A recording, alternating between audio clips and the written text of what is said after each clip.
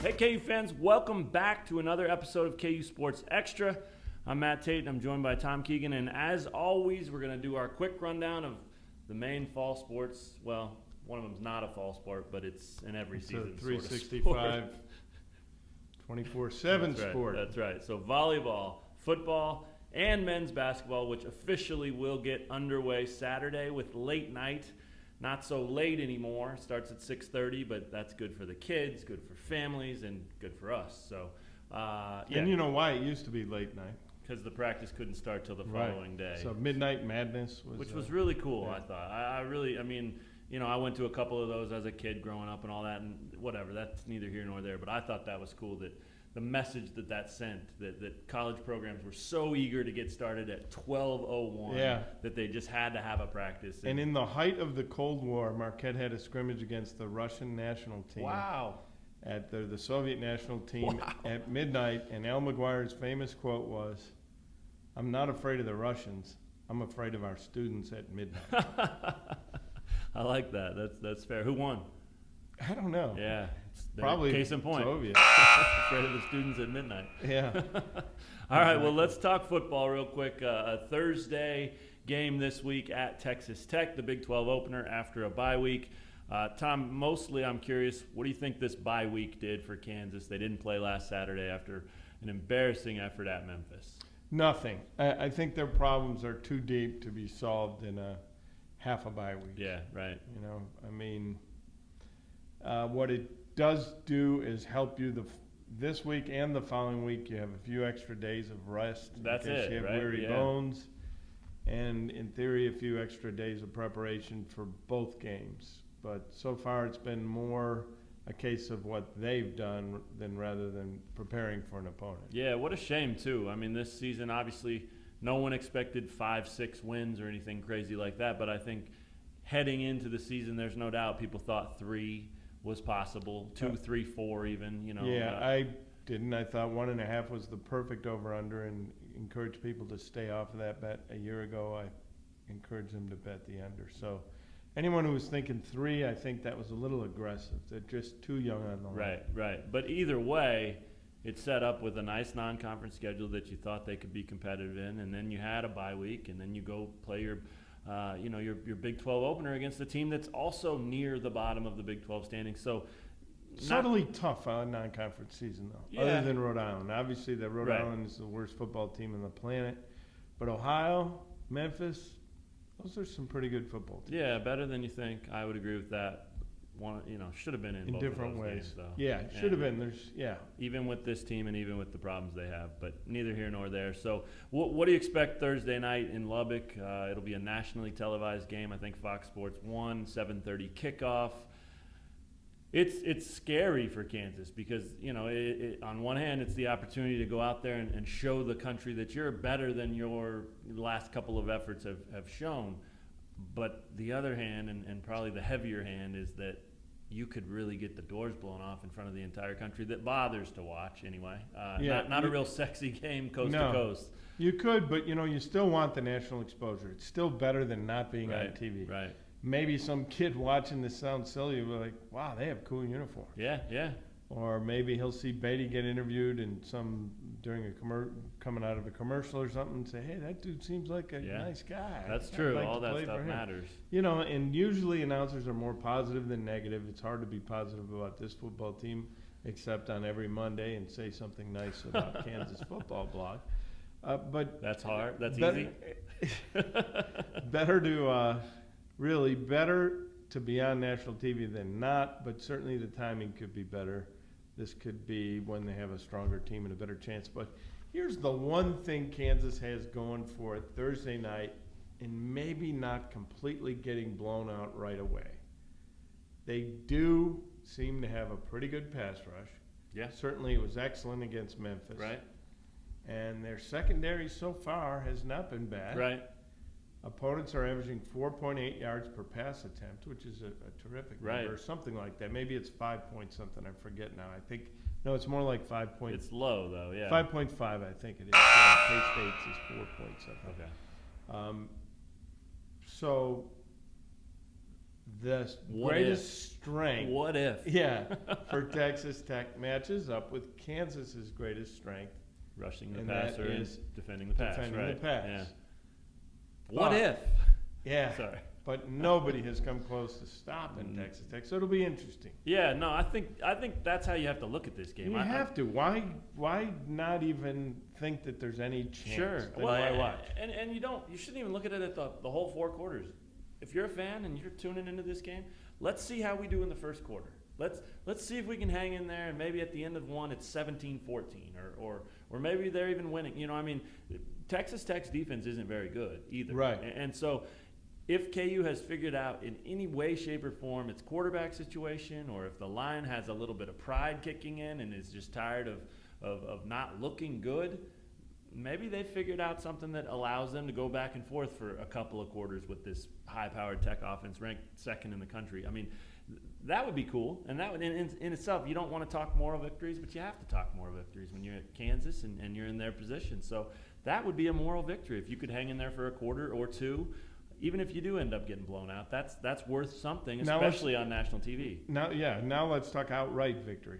In order for that to happen, you'd have to see a kick return for a touchdown. Or You'd two. probably have to see a pick six. Yeah. Or two. Yeah. I mean, it can be done. Turnover battle for sure. I mean, the games that have been close with TCU in the past couple of years that everybody likes to point to as close calls for Kansas, even bad Kansas teams, have been largely because TCU turned the ball over and KU forced some of those turnovers. They get credit for that, but that keeps you in games in a hurry, and obviously takes you out of games in a hurry too. KU's shown that plenty of times. Kansas just doesn't score though. The Right. offense. How many years has it been? I know, too many. This is going on forever. They just, in an age of high-scoring football, they don't put points on the board. Who's the quarterback when they snap the first snap for Kansas? I'm going to say Ryan Willis. Who are you going to say? I'm going to say Kozart. I don't know why. If you're the coach, who is it? I wouldn't put Kozart. Yeah, I would put. I Stanley? might put Stanley. If he's prepared at all, you give a kid like that who already knows this offense, who hasn't been given a chance at all, you give him this extra time, the bye week. Maybe he showed you something, and you That said, would be a gutsy "Let's move try by it." David Beatty, and it would be a really interesting move, and it would maybe make people sit down and watch it, even if they're just channel surfing. What? He's making his first start here on national TV, and he's the third stringer? Interesting. Think Let's see what he's back got. A couple of years. Todd Reesing rips his red shirt off at halftime. That's good, but the one I'm thinking is the other side of it. A night game at home. They wear black uniforms. Iowa State's coming to town. A winnable game. Everybody's fired up. Iowa State ends up going with their third string guy, who I don't even think was on the depth chart. And KU players admitted after the game that they didn't even know who he was and had not even looked at film or prepared for him at all. He had a career night. Ended up going on and having a couple of nice years for the Cyclones. Why not? Maybe that's what's interesting. Coming, you know, I mean, we don't know if Carter Stanley's any good. That's the problem. But what if he is? And why not find out now? So we don't know that he's not good because in garbage time he's looked good. Right. So like you said, we don't know if he's good. We would know if he was bad if he looked really bad in garbage time. That's he very hasn't. true. No He's doubt. looked good. No doubt. All right, well, it'll be an interesting game one way or the other. It always is with Kansas football, sort of. Let's talk volleyball real quick. They went down to Texas last weekend and really had a great opportunity to win the first set and maybe make things interesting. Up 20-15 or something. 24-22. They had 2 set points and gave it away and lost 27-25. Coach Bouchard talked after that game about being, really disappointed about letting that opportunity go because on the road at a top 5 team, you don't get that opportunity very often. They were bombed in the second set. They did bounce back to win the third set and force a fourth and lost 3-1 in sets to a really good team that they're used to losing to. Unfortunately, I think they've lost 25 in a row or something like that now to Texas. But it was the third straight time that these two have matched up as top 10 teams, and that in itself is cool. And I think just like last year, the return match here in Lawrence will be cooler down the road. This Kansas team's going to be fired up. The most important part, though, I think, is by no means did this get the psyche or the mindset or anything down, confidence down of this team. They're too experienced, too talented to let that linger. They play Saturday against Baylor. You'll be at that one. Expecting a bounce back, no doubt. Oh, I think they'll bounce back. Yeah. Kelsey Payne didn't have a great match against Oklahoma, and she'll be there. The freshman did have kind of a nice night against Oklahoma, and they'll have some off nights and some nice nights, right. but the off nights will outweigh the nice ones eventually. So I think that they're doing the right thing and letting the freshmen play and get on the job training. Yeah. Well, they can contribute. They add depth. They're going through it for the first time. I mean, non-conference is one thing, and it was a good run, but Big 12 volleyball is a different story for sure. So it's a cool thing. It's a good segue here because it's very much like the men's basketball team. You've got a veteran group with some very talented, top-tier type players and leaders, and then you've got this young class that's kind of coming in and being absorbed into it. Now, the volleyball team doesn't have a freshman like Kansas has in Josh Jackson. Probably doesn't have one like Udoka either, but it's sort of symmetrical in that sense there. And obviously KU gets started with late night on Saturday. You'll be just getting back from Lubbock sometime Friday night, but you're planning on showing up there. What's the thing you're looking for most out of late night? And I know you don't go for the skits and the dancing and all that. I mean, that's targeted for students, right. And this should be students' nights and even young people in town who don't get a chance to go to the games because you don't want to use a really expensive ticket on a kid. Somebody told me the other day, if you're 15, you love going to late night. And I think that sums it up perfectly. Now, that doesn't mean everybody else can't too, but you're right. That's where it's targeted for. So what are you going to look for? Well, I think the most exciting thing always is to look at the freshmen. Right. On late night. See them in the exhibition, the scrimmage at the end of the night. And this is a really good freshman class. Yeah. Let's face it. Yeah. I think that obviously Josh Jackson, number 1 ranked, but Udoka Azubuike. Wow. They call him, I just learned this at boot camp the other day, they call him Doke. Doke. That's fair. I think with a name like that, you can just trim it to Doke. But yeah, Udoka. I like it. Udoka works too. But Doke. Yeah, I mean, this guy's ceiling is so high. Yeah. He's so close to the ceiling, but he's such a huge body. Yeah. He hammers the rim the way Thomas Robinson did, but with even more force behind it. Right. This is an interesting player right there. And obviously, you got Josh Jackson, the number 1 recruit. Mitch Lightfoot, I'm excited to see him. He looked very nimble in the summer camp games. Yeah. It's interesting. We got a chance to talk to Devontae Graham and kind of asked him about the freshmen a little bit. And he told us that, these guys have really impressed in terms of their leadership. And he said that's something that Coach Self really emphasizes with freshmen every year. Come in, be loud, be vocal, find a way to fit in as a leader.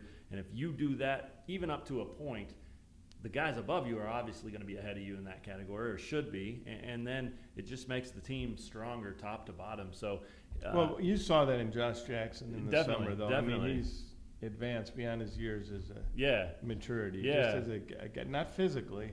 I mean, just emotionally mature. Yeah, he does. He seems like he's 3-4 years older than he actually is. But Graham mentioned Lightfoot. He said he was really impressive throughout boot camp with his vocal nature. I mean, he's loud. He has a big booming voice. I actually did notice it when we got to go to that boot camp. Played with a lot of confidence in the summer. He did, yeah. So I think you're right. It's exciting to see what those guys have. And speaking of your guy Doke, Graham was also asked, about the whole late night spectacle, and he said guys get more nervous for the dancing part than they ever would for a basketball game in front of 16,300, and that makes sense. He said, because a lot of these guys can't dance. And he called him out by name. He said Udoka's by far the most nervous right now because he's not a good dancer. But he actually went a step farther and said Josh Jackson and Malik Newman are probably the worst on this team right now. Wow. So there's something to watch, whether you watch highlights or are actually at late night.